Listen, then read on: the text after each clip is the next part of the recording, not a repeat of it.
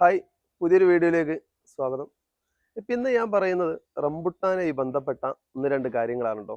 അതായത് ഇപ്പം എല്ലാവരുടെയും വീട്ടിൽ റംബുട്ടാൻ നല്ല രീതിയിൽ തന്നെ ഫ്ലവറിങ് ഒക്കെ ചെയ്ത് നിൽക്കുന്നുണ്ടാവും. അപ്പം ഏറ്റവും നന്നായിട്ട് ഫ്ലവർ ചെയ്യുന്ന ഒരു മാസം കൂടിയാണ് ഇത്. അപ്പം എൻ്റെ വീട്ടിലും ഇതാ ഈ പുറകെ കാണുന്നത് ഒരു റംബുട്ടാൻ്റെ മരമാണ്. അപ്പം അതിൽ നമുക്ക് ഈ കായ കൊയ്യുന്ന പ്രശ്നം ഉണ്ടാവും. ഇപ്പോൾ പൂവൊക്കെ അത്യാവശ്യം കായ രൂപത്തിൽ ആയി തുടങ്ങിയിട്ടുണ്ട്. ഇപ്പം ഇവിടെ ഏകദേശം ഇതാക്കുന്ന കായകൾ കുറച്ച് വലുപ്പത്തിലേക്ക് തന്നെ എത്തിയിട്ടുണ്ട്. അപ്പം ഇത് എത്തിയതിന് ശേഷം നമ്മൾ കൊടുക്കേണ്ട കുറച്ച് വളങ്ങളുണ്ട്. എന്നാലും നമുക്കിത് കൊഴിഞ്ഞു പോകുന്നത് ഒരു പരിധി വരെ നമുക്ക് ഇല്ലാണ്ടാക്കാൻ പറ്റും. അപ്പം അതിൻ്റെ വളപ്രയോഗത്തെ കുറിച്ചാണ് ഞാൻ പറയുന്നത്. ചിലപ്പോൾ നമ്മളെ വീട്ടിലൊക്കെ ഒരു ചെടിയൊക്കെ ഉണ്ടാവുള്ളൂ. ആ ഒരു ചെടിയിൽ തന്നെ നല്ല രീതിയിൽ നമുക്ക് എന്ത് ചെയ്യണം, കായ പിടിച്ച് കിട്ടുകയും വേണം. അതെങ്ങനെയാണെന്നാണ് ഞാൻ കാണിച്ചു തരുന്നത്. ആദ്യം തന്നെ ഞാൻ ഇതിൻ്റെ മുകളിൽ ഉണ്ടായിരിക്കുന്ന വിളവൊന്ന് കാണിച്ചു തരാം കേട്ടോ. ഏകദേശം 4 വർഷമായ തൈയാണ് കേട്ടോ. ഈ തൈയിൽ അത്യാവശ്യം നല്ല രീതിയിൽ തന്നെ കായ പിടിച്ചിട്ടുണ്ട്. കഴിഞ്ഞ വർഷമൊക്കെ ഇതിൻ്റെ പകുതികളിലായിരുന്നു. അത്യാവശ്യം നല്ല രീതിയിൽ തന്നെ ഇതിൻ്റെ മുകളിൽ കായകൾ റെഡി ആവുന്നുണ്ട്. ഇത് നമ്മൾ ഡെയിലി നനച്ചു കൊടുക്കണം കേട്ടോ. അത്യാവശ്യം നല്ല രീതിയിൽ തന്നെ നനച്ചു കൊടുത്താലേ നമുക്ക് കായ കൊയ്യുന്നതൊക്കെ നമുക്ക് കുറയ്ക്കാൻ പറ്റും. അതേപോലെ തന്നെ അത് കായ കൊയ്യുന്നത് കുറയാൻ വേണ്ടിയിട്ട് അല്ലെങ്കിൽ ഇല്ലാതാക്കാൻ വേണ്ടിയിട്ട് ഒന്ന് രണ്ട് മരുന്നിൻ്റെ പ്രയോഗങ്ങളൂടെ ഉണ്ട്. അതുകൊണ്ട് ഞാൻ കാണിച്ചു തരാം.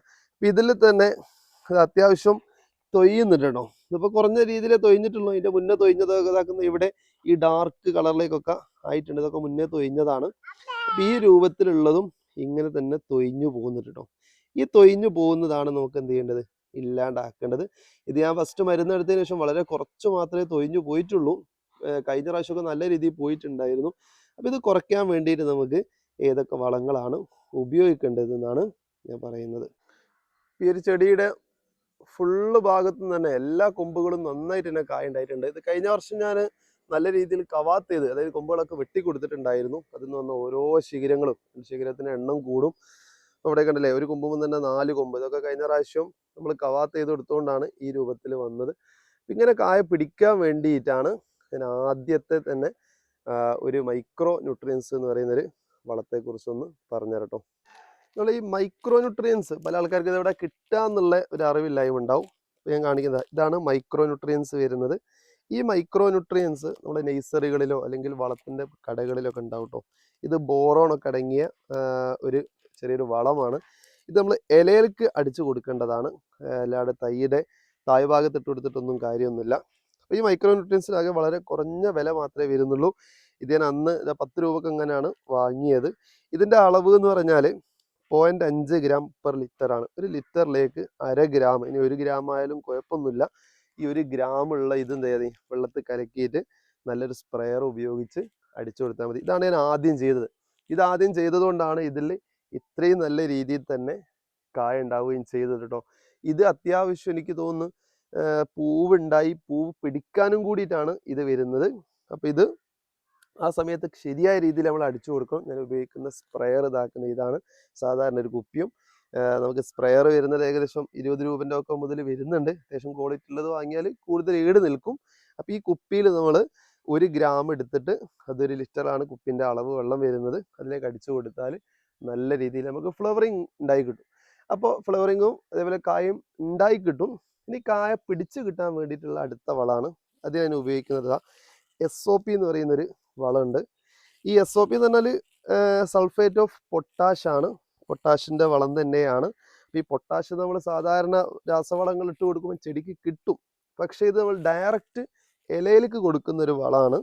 അപ്പോൾ ഈ പൊട്ടാഷ് നല്ല രീതിയിൽ, അതായത് കായ ഒരു ബട്ടൻ്റെ വലുപ്പം അത്രയൊക്കെ എത്തി, അങ്ങനെയാണ് കണക്ക് പറയുന്നത്.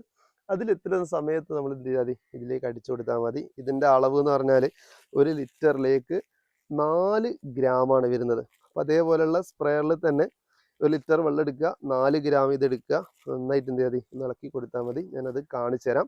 എന്നിട്ട് നമ്മൾ എന്ത് ചെയ്യണം, ഇലയിലേക്ക് അടിച്ചു കൊടുത്താൽ മതി. നമ്മൾ SOP ആണ് ഇതിൽ മിക്സ് ആക്കുന്നത് കേട്ടോ. അതിനായിട്ട് ആദ്യം തന്നെ കുപ്പിയിൽ ഞാൻ കുറച്ച് വെള്ളം എടുത്തിട്ടുണ്ട്. ഇതിലേക്ക് നമുക്ക് 4 ഗ്രാമാണ് 1 ലിറ്ററിൽ പറയുന്നത്. ഏകദേശം ഒരു അളവ് കണക്കാക്കി നമുക്ക് എന്ത് ചെയ്യാം, ഇത്രയും ഗ്രാം എടുത്തിട്ട് കുപ്പിയിലേക്ക് വെള്ളത്തിലേക്ക് ഇട്ട് കൊടുത്താൽ മതി.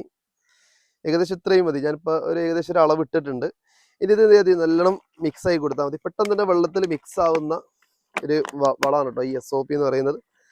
ഇനി ഇതിലേക്ക് എന്ത് ചെയ്യണം, നമുക്ക് 1 ലിറ്റർ ആക്കിയിട്ട് വെള്ളം കൂടി ചേർത്ത് കൊടുത്താൽ മതി. വെള്ളം കൂടി ചേർത്ത് കൊടുത്തതിന് ശേഷം ഇതിലേക്ക് നമുക്ക് ഈ സ്പ്രെയർ ഉപയോഗിച്ചിട്ട് ഈ ചെടിയുടെ ഇലയിലേക്ക് അടിച്ചു കൊടുത്താൽ അത് ചെടീൻ്റെ ഇലൻ്റെ അടിയിലേക്കും അതേപോലെ തന്നെ മുകളിലേക്കും വരുന്ന രീതിയിൽ നമുക്ക് കഴിയുന്ന രീതിയിൽ എന്ത് ചെയ്യണം, അടിച്ച് കൊടുക്കുകയും വേണം. അപ്പോൾ നമ്മളെ വളം ഇവിടെ റെഡി ആയിട്ടുണ്ട്. ഇനി ഇത് ചെടിക്ക് അടിച്ചു കൊടുത്താൽ മതി. അപ്പോൾ ഇത് ചെടീൻ്റെ മുകളിലേക്ക് എങ്ങനെ എത്തിക്കാൻ കഴിയുന്നൊക്കെ സംശയമുള്ള ആൾക്കാരുണ്ടാവും. ഇപ്പം എൻ്റെത് വീടിൻ്റെ വാർപ്പിൻ്റെ തൊട്ട് മുകളിൽ അതേ ഹൈറ്റിലേക്ക് വന്നതുകൊണ്ട് വാർപ്പിൻ്റെ മുകളിൽ കയറി അടിച്ചാൽ മതി. എനിക്കിപ്പോൾ താഴെ നിൽക്കുന്ന ആൾക്കാരാണെങ്കിൽ ഇത് എന്ത് ചെയ്താൽ മതി, ഇതിൻ്റെ ഈ നോസിലൊന്ന് അഡ്ജസ്റ്റ് ചെയ്ത് കൊടുത്താൽ മതി. ഇത് നോസിൽ നല്ല രീതിയിൽ തന്നെ ലൂസാക്കിയിട്ട് വെച്ച് കഴിഞ്ഞാൽ നമുക്ക് ആ ചെടിയിലേക്ക് എന്ത് ചെയ്യാം, ഇങ്ങനെ നേരിട്ട് തന്നെ നമുക്ക് എത്തിച്ചു കൊടുക്കാൻ പറ്റും. അപ്പോൾ ഈ രൂപത്തിൽ ഇങ്ങനെ ദൂരെയുള്ള സ്ഥലങ്ങൾ, അതായത് കുറച്ച് അകലെയാണെങ്കിൽ ഈ രൂപത്തിൽ എന്ത് ചെയ്താൽ മതി, നല്ല രീതിയിൽ അടിച്ചു കൊടുത്താൽ മതി. അപ്പോൾ ചെടീൻ്റെ ഇലകളിലേക്ക് അത്യാവശ്യം നല്ല രീതിയിൽ എത്തുന്ന രീതിയിൽ തന്നെ എന്ത് ചെയ്യുക, ഇതൊന്ന് അടിച്ചു കൊടുത്താൽ മതി. ഈ രൂപത്തിലാണ് നമ്മൾ ഇതിൻ്റെ വളപ്രയോഗം ചെയ്യുന്നത്. ഇങ്ങനെ ചെയ്ത് കഴിഞ്ഞാൽ ആ കായകളൊക്കെ നമുക്ക് പിടിച്ച് കിട്ടുകയും ചെയ്യും. അപ്പോൾ ഇത് കഴിഞ്ഞതിന് ശേഷം ഞാനതൊന്ന് അപ്ഡേറ്റ് ചെയ്യുന്നുണ്ട്. മുന്നേ ഞാൻ മൈക്രോ ന്യൂട്രിയൻസ് അടിച്ചതുകൊണ്ടാണ് ഇത്രയും കായകൾ ഇതിൻ്റെ മുകളിൽ നമുക്ക് പിടിച്ച് കിട്ടുകയും ചെയ്തത്. ഇനി നമുക്ക് എന്ത് ചെയ്യാം, ഇത് ഇലൻ്റെ അടിയിലേക്കും എന്തായാലും ഈ വളം കുറച്ച് എത്തണം എന്നാണ് പറയുന്നത്. അതുകൊണ്ട് അടിയിലേക്ക് എത്തണമെങ്കിൽ നമ്മൾ താഴെ പോയിട്ട് എന്ത് ചെയ്യണം, നമുക്ക് തൊട്ടടുത്തുള്ളതിൻ്റെ ഒക്കെ ഈ നോസിൽ എന്ത് ചെയ്താൽ മതി, അഡ്ജസ്റ്റ് ചെയ്തിട്ടാൽ മതി. ഈ നോസിൽ നല്ല രീതിയിൽ നമ്മൾ ടൈറ്റിലേക്ക് വന്നു കഴിഞ്ഞാൽ ഇത് നല്ല സ്പ്രെയർ പോലെ അല്ലേ, ഈ സ്പ്രെയർ പോലെ നമുക്ക് എന്ത് ചെയ്യും, ഇതൊന്ന് കിട്ടുകയും ചെയ്യും. ഈ രൂപത്തിൽ നമുക്കിത് ചെയ്ത് കൊടുത്താൽ മതി. അപ്പോൾ എൻ്റെ അടിയിലേക്ക് നിലനിർത്തും, കാരണം ഇലൻ്റെ അടിയിലാണ് സ്റ്റൊമാറ്റ വലിച്ചെടുക്കുന്നത് കൂടുതലുള്ളത്. അതുകൊണ്ട് നല്ല രീതിയിൽ സ്പ്രെയർ ഉപയോഗിച്ചും താഴെ ഭാഗത്ത് നിന്ന് ചെയ്യണം, മാക്സിമം നമ്മൾ എത്തിച്ചു കൊടുക്കുകയും വേണം. ഇങ്ങനെയൊക്കെ ചെയ്ത് കഴിഞ്ഞാൽ നമുക്ക് തന്നെ നമ്മൾ വീട്ടിലുണ്ടാകുന്ന മരത്തിലുള്ള എല്ലാ കായകളും നമുക്ക് എന്ത് ചെയ്യാം, അത് റംബുട്ടാൻ പാകമാവുന്ന രീതിയിലേക്ക് നമുക്ക് എത്തിച്ചു കൊടുക്കാൻ കഴിയുകയും ചെയ്യും. അപ്പോൾ ഈ രണ്ട് വളങ്ങൾ, ഒന്നാമത്തെ മൈക്രോ ന്യൂട്രിയൻസ്, രണ്ടാമത്തത് നമ്മളെ ഈ SOP എന്ന് പറയുന്ന വളമാണ്. വേറെ ഉണ്ട്, പക്ഷെ അതൊന്നും നമുക്ക് ബൾക്കായിട്ട് ചെറിയ രീതിയിൽ നമുക്ക് വാങ്ങാൻ കിട്ടൂല. അതായത് നൈട്രേറ്റ് എന്ന് പറഞ്ഞ വളമൊക്കെ ഉണ്ട്, കാൽസ്യം നൈട്രേറ്റ്. അതൊക്കെ ഒഴിച്ചു കൊടുത്താൽ കൊയ്യുന്നതൊക്കെ നല്ല രീതിയിൽ നമുക്ക് കുറയ്ക്കാൻ പറ്റും. അതൊക്കെ ഫാം ചെയ്യുന്ന ആൾക്കാർ മാത്രമേ വാങ്ങാറുള്ളൂ. വളരെ ചെറിയ അളവിൽ നമുക്ക് ഒരിക്കലും കിട്ടിയൊന്നുമില്ല. അപ്പോൾ ഇത്രയും വളപ്രയോഗങ്ങളാണ് നമ്മൾ ചെയ്യേണ്ടത്. ഇതൊക്കെ ആർക്കും ചെയ്യാൻ പറ്റുന്നത് മാത്രമേ ഉള്ളൂ. ഒരു സ്പ്രെയറിൻ്റെ ഈ കുപ്പിയും സംഭവവും അതായത് 2 വളവും ഉണ്ടെങ്കിൽ നമുക്ക് മാക്സിമം നമുക്ക് ചെയ്തെടുക്കാൻ പറ്റും.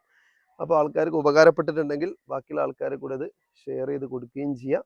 അപ്പോൾ നമുക്ക് ഇതിൻ്റെ അപ്ഡേഷൻ ഞാൻ ചെയ്യുന്നുണ്ട്. പുതിയൊരു വീഡിയോ ആയിട്ട് നമുക്ക് വീണ്ടും കാണാം. ഓക്കെ.